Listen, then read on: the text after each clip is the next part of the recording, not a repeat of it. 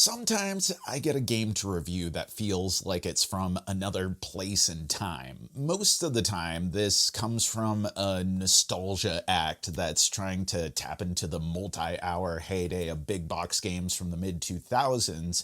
But more seldom, it's where I get a game that feels like I could have pulled it out of my uncle's closet in 1982, which is weird considering I wasn't even alive in 1982. Well, Orbit is one such of those games. And I don't mean that it's stale, boring, and overtly sexist.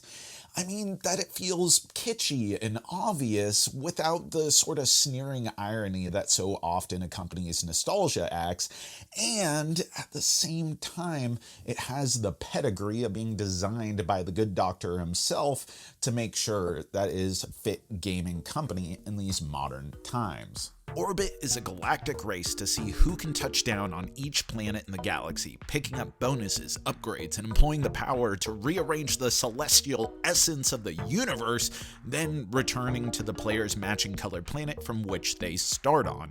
Turns are simple. Play a card from your hand to resolve its effects, crucially in any order you choose.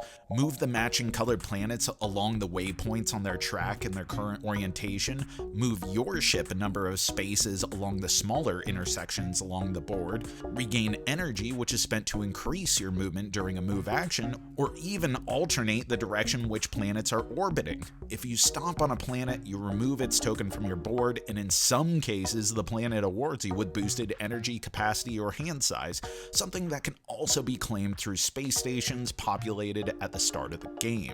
One thing I really like about Orbit is the dynamism of, well, the orbits. It may seem like a simple thing, but having a fixed path, but not a fixed orientation, direction, or timing in which the planets move gives a lot of leverage for you to interact with the board space, giving it some much needed texture.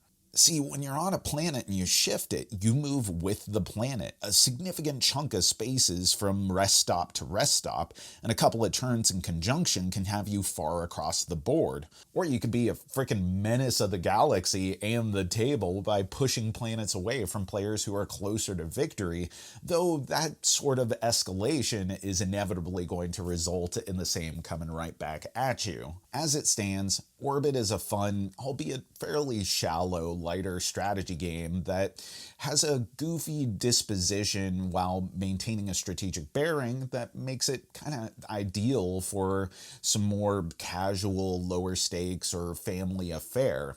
The light sense of progression that you get from the increasing energy and card capacity, not to mention the narrowing focus as you knock more and more planets off your list, provides a nice arc to the game. And the choice of cards in hand and order in which you resolve effects gives you a lot of latitude within the narrow mechanical structure. But in its standard mode, it doesn't really inspire that much in me. Cool, fun, fine, but it doesn't really have the mechanical or aesthetic hooks that would call to my gaming preferences to come back again and again and again. That does change somewhat when we introduce the modules, though. Nebulas and hyperdrives, hyperdrives and nebulas. What would Sir Isaac Newton have to say about all this? Though close examination of any sort of physics in this game is probably not advisable even for the deadliest SOB in space. Nebulas match symbols on cards otherwise ignored in the base game, and effectively erase one of the waypoints on a planetary path, meaning it will forever have a shorter distance for complete rotation. Then there's the hyperdrives, already featured as one-time bonuses in the base game through space station pickups, but here, once you fully upgrade your energy capacity, you overlay with a tile that makes it so that when a card would have you claim any amount of energy, instead you can treat that as a hyperdrive to move any distance you want in a straight line.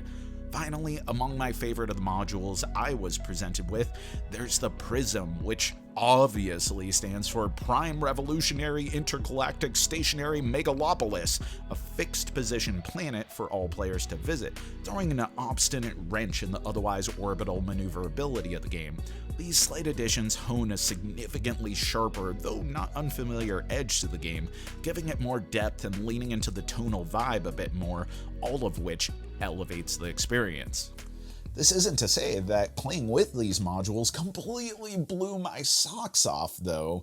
My favorite Knizia games tend to be a little bit more cunning and progressive and long-term strategic, many of which have been published, are being republished, or in the midst of publication by this great partnership between Bitewing Games and the designer. Whereas this has a bit more mechanical levity, and the shifting landscape means you can rarely think more than a turn or two ahead.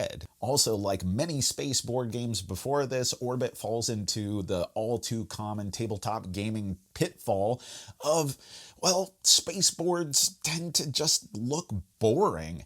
I mean, this may just be a me thing, but for someone who loves sci-fi and stargazing and astronomy, very few games set in the galactic expanse really do it justice and fall short of much more aesthetically pleasing boards of other genres. Yeah, I know there are loads of exceptions, but for all of its functionality, this ain't one of them. Don't at me. All of that said, it is a fun game that's well designed and does something unique. And it's something that my game group, my family, and yeah, myself have all had a good time playing, especially when adding in those modules. So if you're looking for something a little bit lower pressure while delivering the logistical goods, or you want something that feels very old school while still capitalizing on the last 5 decades of iterative game design, then Orbit may be the perfect game for you. And that's our review, but let me know. Now's your opportunity. What are all the exceptions to the space boards look boring statement that I put out there? Put it in the comments below. I want to hear of all your favorites and all the umbrage that you take with me over that statement. And as always, thanks for watching, thanks for supporting, and thanks for being such an amazing community. You know that I've been Jack for the Cardboard Herald.